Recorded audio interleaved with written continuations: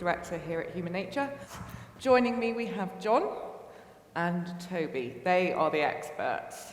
I'm here just to set the scene. So, mobility, we very quickly start talking about car parking when we talk about mobility, but of course mobility is how we get around, and it's a great thing. It's an enabler for our everyday needs, for our economy, and is a great asset to life. So good mobility is something that we all need and needs to be encouraged. But, of course, everything that we're talking about today and with this project is in the context of the world we're now living in and the world that we know we're going to be living in the decades to come. Climate, transport, so how we achieve that mobility is the biggest single contributor to carbon emissions in the UK. Nearly 30% of our emissions comes from that mobility. And within that, 18% of our total carbon footprint is cars. So when we talk about mobility, we instantly talk about car parking. Mobility isn't just about cars, but right now, a discussion around cars and the role that they play in our lives is one that we need to have. And when we think about cars as one of the key components of how we get around at the moment, it's not just that they have a huge climate impact that we perhaps need to, as a reason that we perhaps need to think differently around our relationship with a car. In Europe, cars are typically parked 92% of the time. In the UK, it's 96.5% of the time. And the way that the energy that is used to make those cars and drive those cars is extraordinarily inefficient. And we have around 30,000 deaths a year in car accidents. And if we think about the way that we use land to support those car journeys, 50% of most land in cities is dedicated to streets, but they're only fully utilised about 5% of the time. So if we think about the efficiency, not just from a climate perspective, but from other things that are very important to us, the way that we use cars at the moment as a means of getting around is very inefficient. And I mean, look, I'm biased on this stuff. I don't have a car. I've never had a car. I've never learnt to drive. I'm 47. And so when I read that the average car costs £3,477 a year, that's £284 a month, that's £66 a week, more than £100 if you're on a finance deal, I just look around at you and I go, how on earth are you affording that? You know, I can't imagine squeezing that into my household budget. And that is an asset that is sitting still 96% of the time. Talk about stranded assets.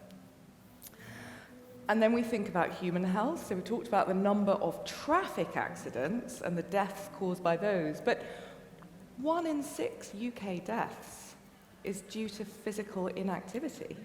Obviously, sitting in cars isn't the only reason that we're inactive, but there is a strong argument for embracing active travel, not just from a climate or environmental perspective. So, physical inactivity costs the NHS about £1 billion a year. Indirect costs £8.2 billion a year. NHS could do with a bit of help right now.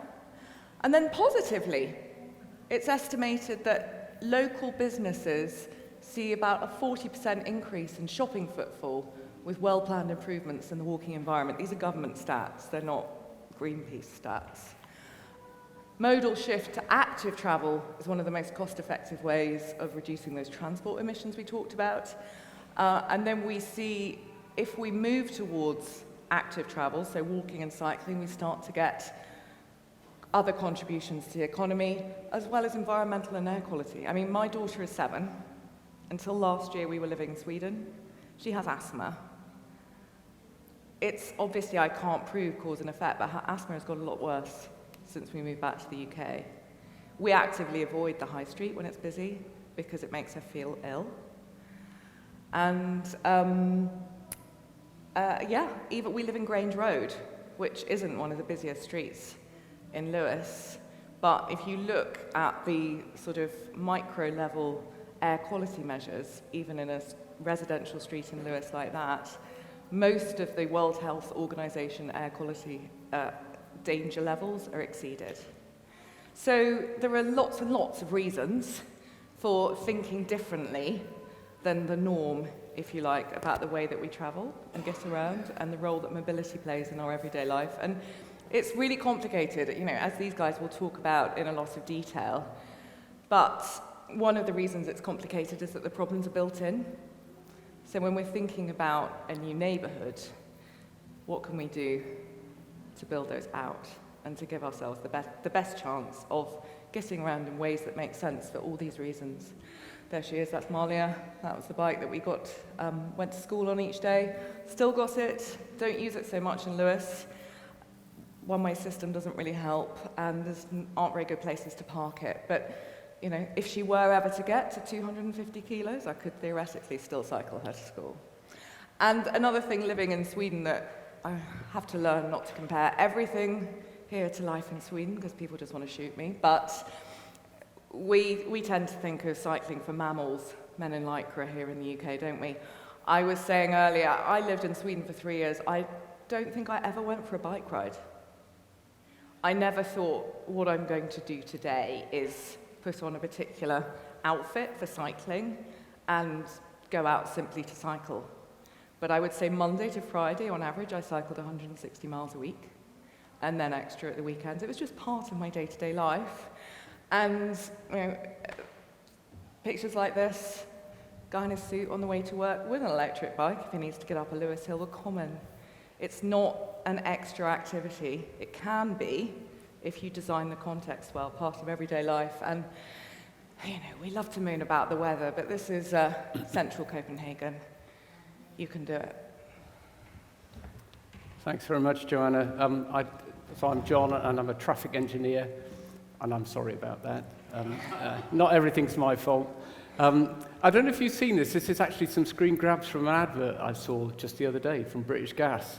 And this idea that this is what being sustainable looks like. And a guy who just is doing everything he's doing it today, but he happens to have an electric vehicle. And I think that is part of it, but it is just a tiny part of the change that we need.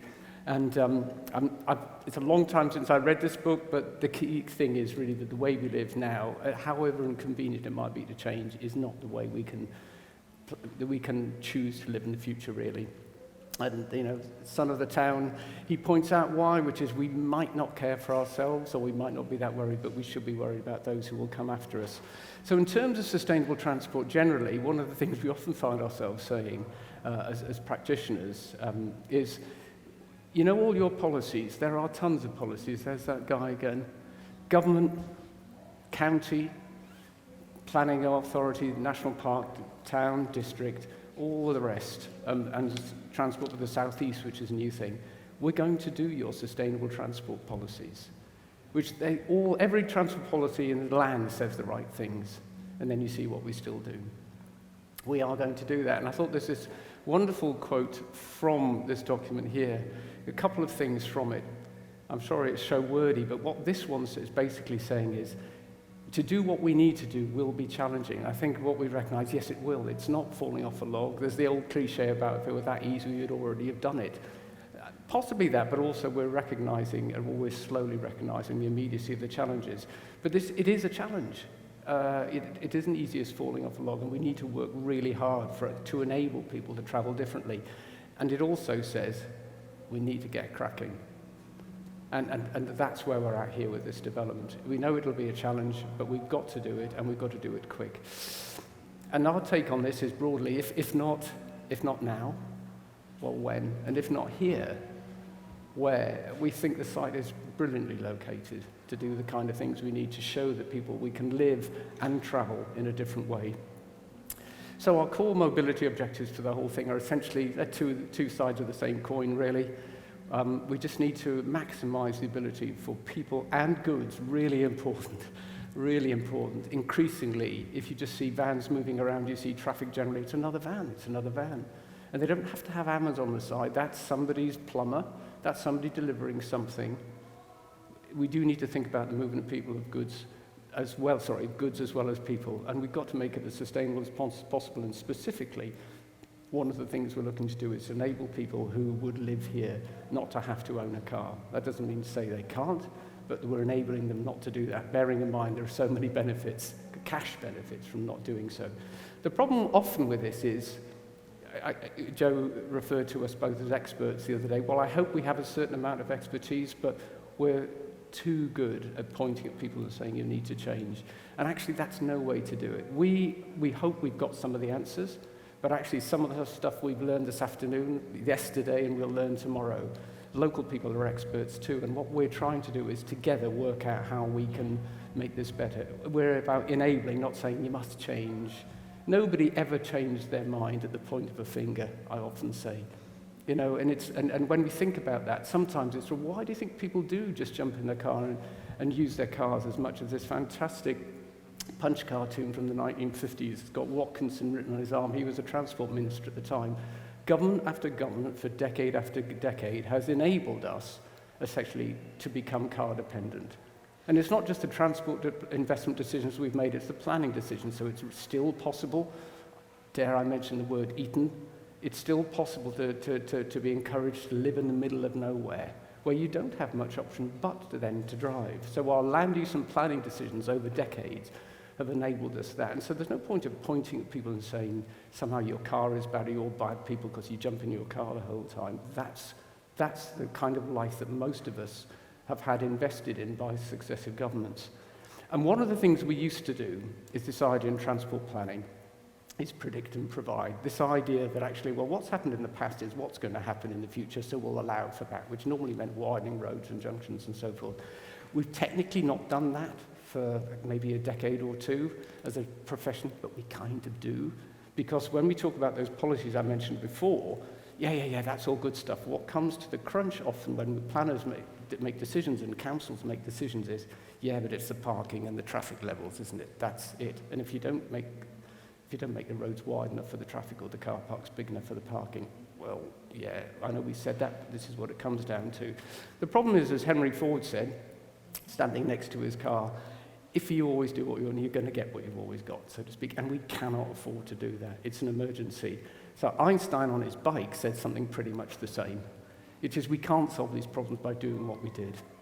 So this is a different order. This is Joe Strummer from the band The Clash, this idea of the future is unwritten. And that's what we have to do. The future isn't what happened in the past. The future is what we determine it to be. So what we're doing in transport planning, what we're doing here, instead of having that predict and provide, we're talking about vision and validate. Now, I know it's just alliterative, but the idea actually, this is the world we want to live in. This is the kind of town we need. The validation, though, is really important because it's easy to say, we can do it, but actually we need to ask ourselves the question, can we do it? Because it's easy to have dreams, and they can just be pie in the sky. So that's where the validation comes in, which is it's not, so no one's going to own a car, and everyone's going to walk or go by a space hopper, or whatever it might be. Now, so whatever it is we want to happen, can we make it happen? Are we confident that we can?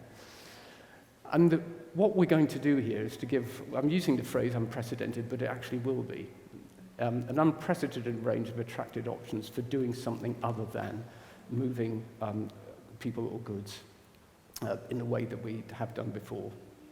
And that's part of our validation process. If we can get all these things and give people these options, that enables us to believe, and the county is going to worry about that, and the planning authority is going to worry about that, and we're going to have to convince them. But they're part of that. They want this to happen as well, because we need to live differently. So it's not just about hoping, it's about providing stuff that means it can happen. I found this diagram just literally yesterday, and this is almost sums up what we're talking about, which is that idea of us feeling that we need a car to get everywhere. But actually, let's give people a lot more options, and we can provide them here, and it's the right thing to do. And the kind of things we're going to provide are all in this word cloud, and a lot of the word shared appears a lot there. It could be a shared bike. In other words, you don't own it, but you hire it. You don't own that car, you can. But actually, why would you? You could hire a car in this way, and Toby will talk about that a little bit more in different ways.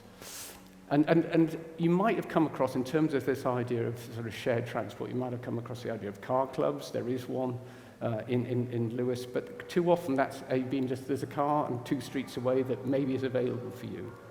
We're going to make sure that actually by investing in it that there will be cars available, but actually car clubs are just the tip of the iceberg in terms of the shared provision that we need to provide here, the options that we're talking about. But yet even that, this is from the latest report from the government about the effect of car clubs, 21% of people owned fewer cars than they did when they joined a car club. 22 said that they would have bought a car had they not joined a car club. And whether or not we believe that or not, let's say the number is a bit smaller than that. For every car club car there is, 18.5 cars we reckon aren't owned. This is pretty good stuff. And that's just the tip of the iceberg. And to get you further down into the iceberg, I'll hand you over to Toby. Thanks, John. So one of the things we're looking at as a team at the moment is the wide mix of modes. We've talked about some of the options. Walking, cycling are going to be top of the agenda. It's about the movement of people, it's about the movement of goods. You may have seen or had a go on the e-cargo bike here today. There's been a few other exciting modes available. And that was something I took a snap of in the river earlier this week. So all the modes are being considered for the scheme. It's not just about think about the modes. As a team, we're looking at what's the enabling infrastructure, what's the parking, short-term parking, long-term parking, recreational parking, casual parking, but also about the maintenance, the servicing. This is using bikes as an example, but with all the modes, we're really trying to take this design-led view of thinking through what are the needs for the users of these different types of vehicles. We're looking to have a really ambitious cycling hub, cafe, workshop, bringing people to the area as an absolute exemplar. And I'm really passionate about shared mobility, so this is a very pretty wheel of fortune around shared mobility.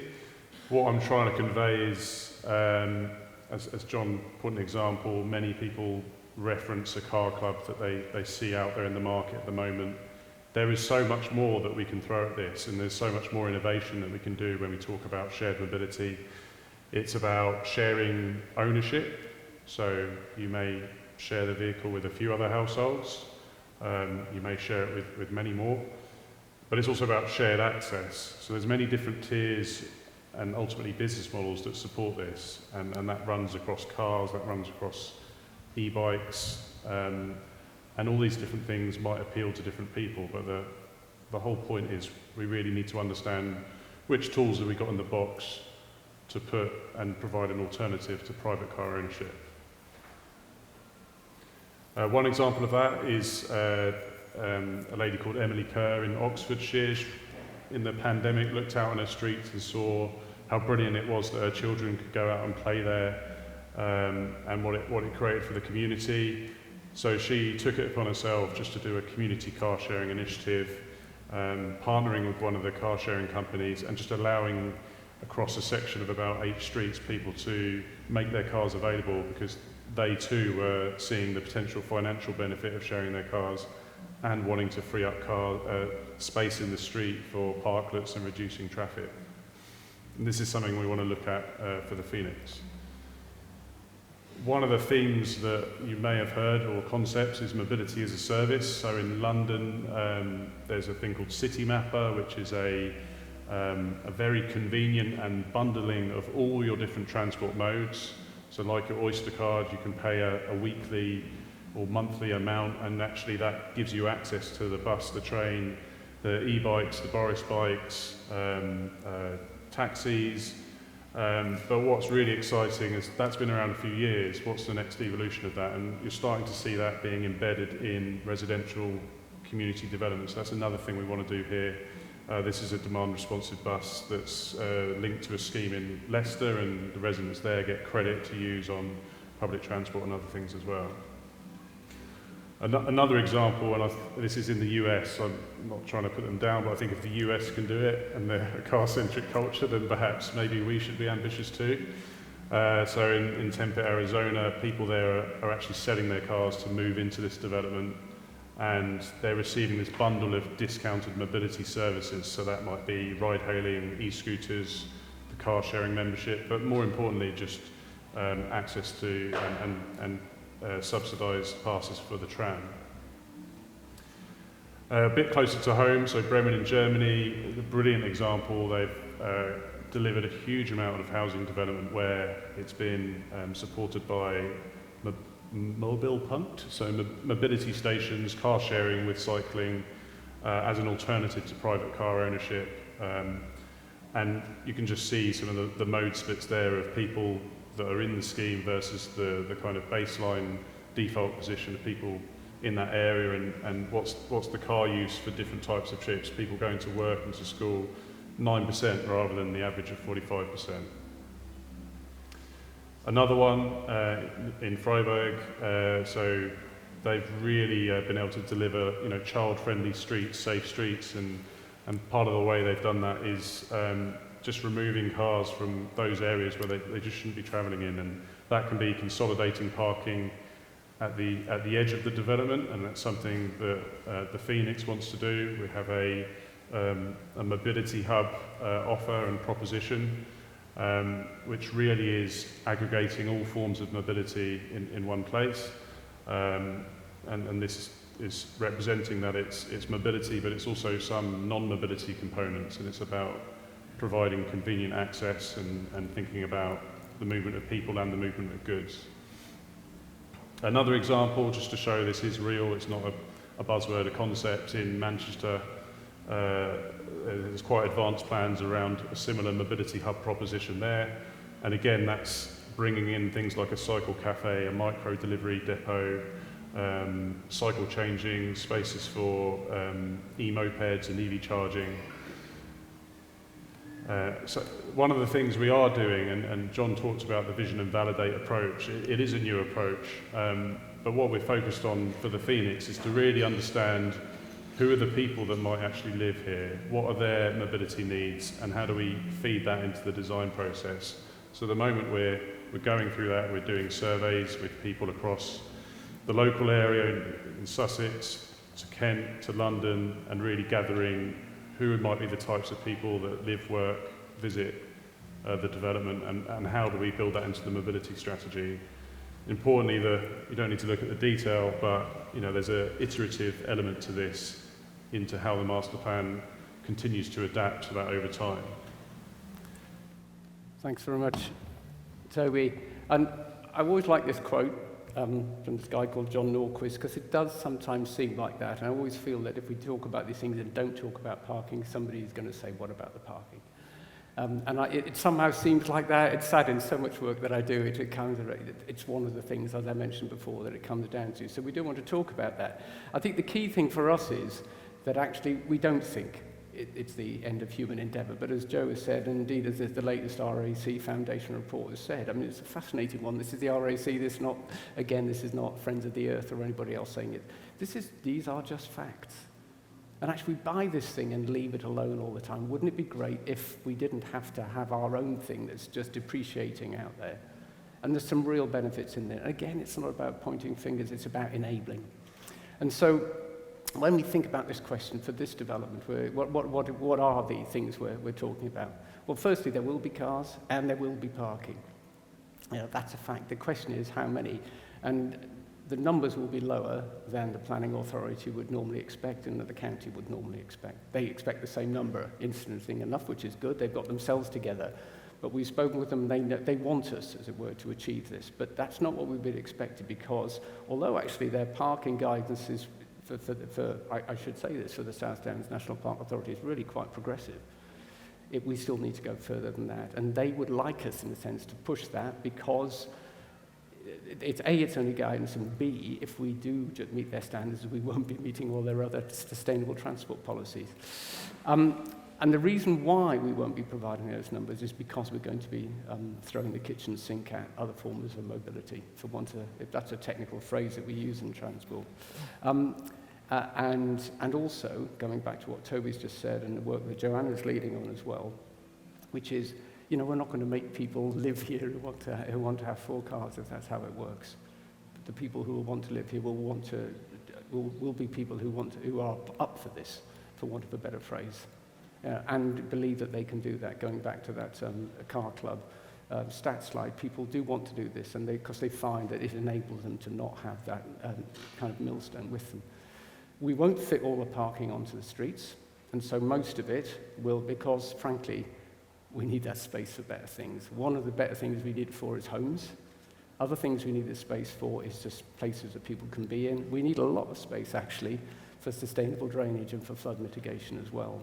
And we don't want to have those 96% of cars just sat there using space we can't use for other things. There will be space on streets for people who have blue badges and for other essential users. And one of the great things is we'll control our streets. So, for example, if you have a disability but you don't have a blue badge, you can have a permit for that. That's one of the things we'll do. If you need your car for your job, your van for your job, then that will be able to be parked near your home. That's only reasonable. You'll also be able to get near your home if you're having to drop stuff off, or which might be children on a rainy day or perishable goods before moving your car. But most of the car parking will be in the hub, which will probably be around here. That idea of actually, yes, if you need to have it near your home, you can, essentially. But if you don't, it'll be somewhere else if you indeed own one. And in the hub will be all the other services as well. The hub will be where we place some of the relocated public car parking, and that's a discussion we're still having with the authorities. There's obviously quite a bit of parking out there, about 200 public parking spaces on site at the moment. How much of that we'll need to re-provide in the hub is for a discussion. The planning rules of this site helpfully say an appropriate amount. So we'll work out what that is in due course. I should say that we also think that there's an opportunity for us to have for us to help the town as well. This is why it's a discussion. I don't know if you have experienced or yourself, or whether you're familiar with the idea that people circulating around lots of these little car parks. I'll go to that one, oh, it's full. Right, I'll try the next one round, oh, it's full. I'll circulate again, it's full. And when you consider how much stuff is going around East Street, Little East Street Circle, in any case, that doesn't need to be there. We think there's an opportunity to relocate some of that stuff. And if the hub is where we think it is, roughly here, and you can access it directly from the causeway, then that'll mean, again, we're reducing the amount of needless circulation. It's very important that one of the things that people are often concerned about, relatively low parking, is, okay, won't people just park on the streets nearby? Well, right now it would be very difficult to do that because it's all part of the controlled parking zone. We'll have a look at what those rules are at the moment, and if they need tightening it up and if that needs some support, we'll do that as well. We've no interest in just outsourcing our car parking, which I should say some developers have. Brilliant, we don't have to. It happens in cities all the time. Oh, you say we can have car free, can we? Fantastic. We'll just pile it up, and if people do happen to own it, well, that's all right. They'll just park nearby, and it's no skin off our nose. It is skin off our nose. We don't want it to happen. The key thing for us is, in thinking about this idea of vision and validating as well, is that all the mobility services we can provide will be available from day one. It's really important. If we don't do that, people will say, well, I can't not live with my car day one. And then once you've got it, will you get rid of it? Some people do, but we can't do that. So we're going to invest in that from day one. So that'll be how it is. But also, in terms of protecting ourselves and the local authority with this isn't all going to be built in a hurry. There'll be a first phase and a second phase and a third phase. And it allows us to have a look as part of the validation process, which is, this is what we said would happen, hoped would happen, did everything we could do to make happen. How's it going? If by phase 2 that needs another planning permission, it hasn't happened as we thought it will be, well, we can reflect upon that and see what else we need to provide. So there are those kind of gateways that we'll go through. If we get all of that right, then what we'll get is gentle streets, stuff like this. And we think that the streets of Phoenix could be like these as well. Places that are pleasant to be in, you'll have seen one or two cars. As Toby was saying before, there are places where people do have cars but just don't park them in the streets.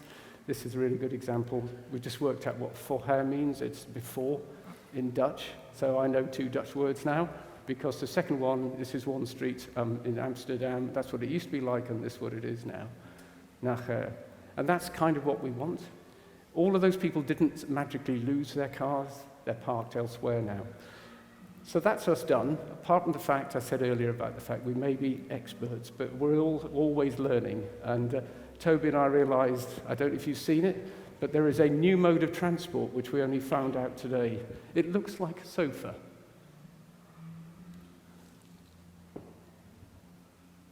But I can't, there we are. I can't get it to play, but it's not Have you seen it a out there? sofa. So we probably will have sofas available in the hub as well for those who like it. And with that, we're done. Thank you very much. Great. So thank you, John. Thank you, Toby. If you guys still have appetite, I think we've got time for 2 or 3 questions.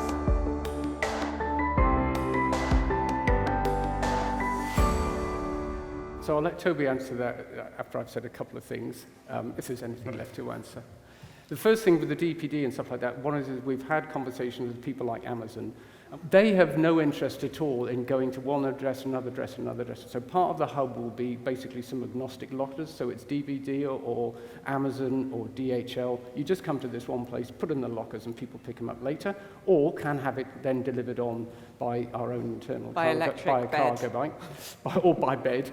So that works with them. Absolutely, one of the key things we also realise is, however, what you can't put in those hubs is perishable goods, as it might be food.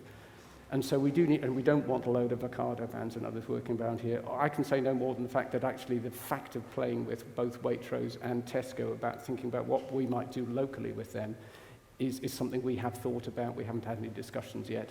We may need to have other discussions with Waitrose in any case because of their proximity, and that would be good to do that. Toby, anything more on that? But yeah, I think it's a brilliant idea. We haven't had the discussions yet. Those businesses are going through that innovation process where they've selected a few sites and they've done that. Sainsbury's done quite a famous e-cargo bike home delivery trial. Clearly they're looking for those sites that they think have the right conditions, but if I was them, I'd look at a site of a captive audience of people that want to buy into that, and but yeah, we absolutely should pursue it. So yeah, we've got a good strategy, I think, for those managing deliveries coming into the site, but as you say, it's just the day-to-day and yeah, building on those opportunities.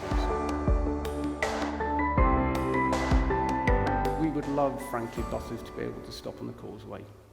And if relocated, if we can help provide some kind of facility that is adjacent to the hub, so you can get off that and maybe pick up a scooter or whatever it is you might want to do, or just get off there because it's a good location.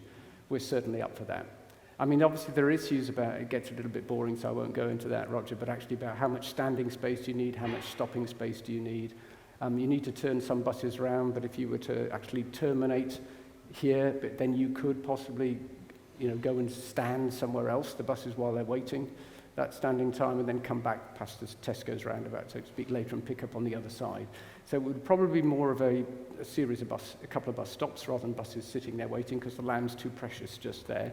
But to have the bus stops relocated here, and possibly with some additional facilities, for example, driver toilets are key, that could be within the hub as well. And we would love to think that we could do that. We're not looking to move it, but if it moves, we think there are opportunities, yeah. Yeah, absolutely. I mean, it's not a closed system. I think the viability as a first point of those services will be, benefiting from the resident demand, but be more profitable. And as you said, like the availability of services is going to benefit everyone by having a critical mass and serving a wider network of people. I mean, we want to be honest, I'm about to say give it away, but we don't because we need to make money from it, and I think that will enable us to give money. But why would we? We want Lewisians generally to be able to travel sustainably. There's no reason why not.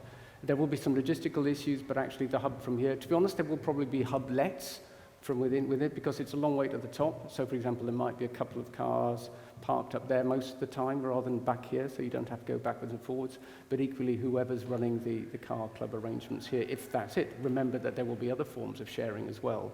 But there's no reason if you lived over the road or in Lancaster or some of these places, you couldn't be doing what we call fractional ownership, partly owning your car with a couple of people who live here. It'll all just be part of the town in the future anyway. So the idea there's a red line and that's it, no, absolutely. Let's share the sharing.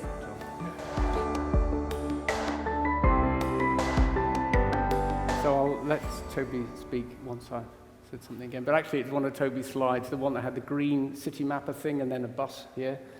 Yeah, and he referred to the phrase demand-responsive buses with that. I think that's something we'll look into. There are bus services, and some of them do what you're talking about. But with that platform, that city mapper thing, again, it's the idea that actually one of the great things about not owning a car, if you don't own a car, is it helps people. And even if you do, if it's some distance away in the hub rather than you live at the actually, it makes it more likely that you will, right, what's the best thing for this journey? And it could, and then you look on this thing and actually, where is there a scooter, is there a car, when's the bus coming, and that kind of thing. And in the long term, you'd have the train services in there and all that kind of thing. And certainly a demand and responsive buses could be part of that. Again, the development we were working on with Human Nature in another county, that was very much what we were going to put on, the demand responsive bus. And actually, probably wouldn't have paid for itself, but we needed to do it in any case. Here, I think it could pay for itself. And actually, if it were demand responsive, and you may have come across things like Slide, and which has happened in a couple of boroughs of London. There was one in Oxford, I can't remember the code, it was part of the Go Ahead group. Anyway, and one up in Liverpool. These ideas, demand responsive things, which is, we've got those buses, and actually you call it up and you work on a loop. So it might not be a fixed, there, it's definitely there. Now, I'm conscious that those kind of services, people can be excluded by technology. So if you're going to whistle it up on an app and you don't have an app, so we might need to think about, okay, is there also a regular service that you know every hour it's going to be there or whatever it's going to be?